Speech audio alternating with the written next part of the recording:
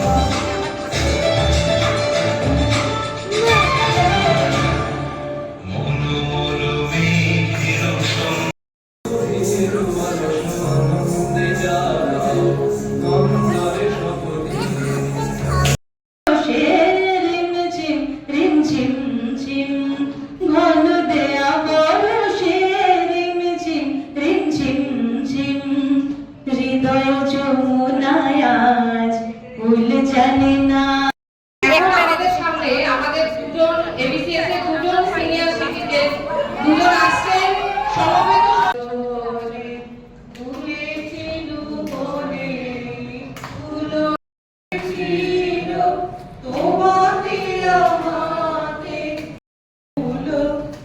যাই হোক, আরাবল্লী অ্যাসোসিয়েশনের দিল্লির রবীন্দ্র নজরুল সন্ধ্যার কিছু মুহূর্ত আপনাদের সাথে শেয়ার করলাম। আর রাত্রে এইটা ছিল ডিনার। আমি যেহেতু ভেজিটেরিয়ান, পনির, আর বাকিটা ছিল মাংস।